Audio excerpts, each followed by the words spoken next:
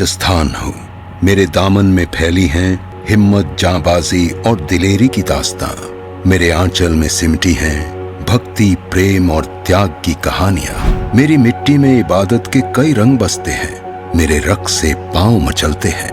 मेरे हाथों के हुनर का ना कोई सानी है। मेरी मेहमान नवाजी की दुनिया दीवानी है। इठलाती मूंछों और पगड़ियों की आन हूँ, चुंदड़ी और लहरियों की शान हूँ। हाँ, मैं राजस्थान। हाँ, मैं राजस्थान हूँ।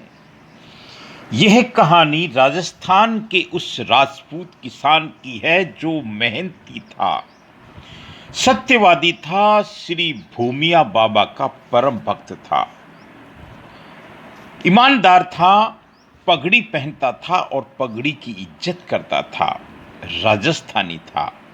वह निर्भय और पक्का राजस्थानी था।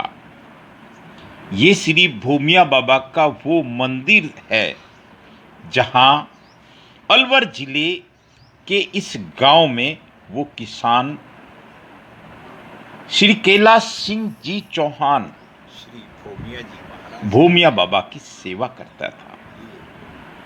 छोटा सा मंदिर, छोटा सा गांव, आज वो किसान अमर लेकिन चमत्कारी मंदिर, धाम में है, प्रभावशाली प्रभु के चरणों में है। लेकिन वो श्री भूमिया जी महाराज की उनका श्री भूमिया जी महाराज, उनकी यादें, श्री उनका भूमिया जी महाराज जीवन की है। कुछ घटनाएं श्री भूमिया जी मैंने महाराज नज़दीक से देखी है। मैं इनको प्रणाम करता हूं, श्री कैलाश सिंह जी चौहान साहब, जिन्होंने कह दिया था कि अब मुझे ये संसार छोड़ने का समय हो गया है। इन्होंने नए कपड़े पहने, साफा पहना, मंदिर गए अपने पोते को साथ लेकर और कहा कि अब मैं इस मंदिर में नहीं आऊंगा। कितना बड़ा पूर्वानुमान था। इन्होंने दुनिया छोड़ दी और इनके 4 बेटे उनकी आत्मा की शांति के लिए सनातन धर्म के अनुसार अनुसरण कर रहे हैं। आपके हृदय की निर्मलता का कोई सानी नहीं था। आपका धार्मिक सामाजिक आयोजनों में विश्वास था। आपने अपनी आमदनी का कुछ भाग हमेशा ही धार्मिक आयोजनों में खर्च किया। आपके संस्कारी बच्चे आज आपकी शांति के लिए अनुष्ठान कर रहे हैं, यज्ञ कर रहे हैं, और ये हमारे राजस्थान की परंपरा है।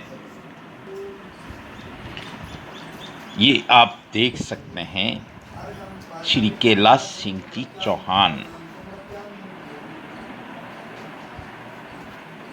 की दिव्य आत्मा की शांति के लिए अनुष्ठान चल रहा है, यज्ञ चल रहा है, क्योंकि उन्होंने संस्कारी बच्चों को जन्म दिया था, संस्कार दिए थे, मेहनती बनो, ईमानदार बनो, धार्मिक बनो। और इस मेहनत के बलबूते पर उन्होंने समाज में एक प्रतिष्ठा कायम की थी।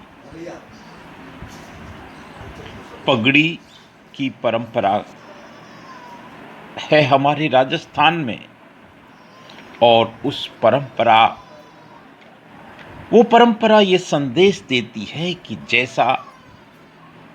जैसा जो कार्य एक पिता ने अपने पूरे जीवन काल में किया, वैसा ही अनुसरण उनके बेटे भी करें। राजस्थान की गांव की ये परंपरा वंदन के योग्य है, नमन के योग्य है। राजस्थान का ये छोटा सा गांव अलवर जिले का मेरा सौभाग्य है, संयोग है कि मैं इस परिवार के बहुत नज़दीक था। मैंने उन महान पुरुष को लंबे समय से देखता रहा। उनके जीवन के कुछ सूत्र थे,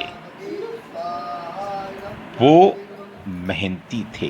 मैं बार बार इस बात को दोहराने की कोशिश कर रहा हूँ कि राजस्थानी होने का उनको एहसास था।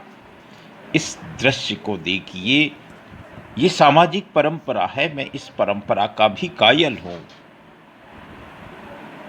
ये पगड़ी की रस्म कहलाती है और इसमें समाज के लोग, समाज बंधु और परिजन इस रस्म के अनुसार पगड़ी पहनाते हैं ज्येष्ठ पुत्र को।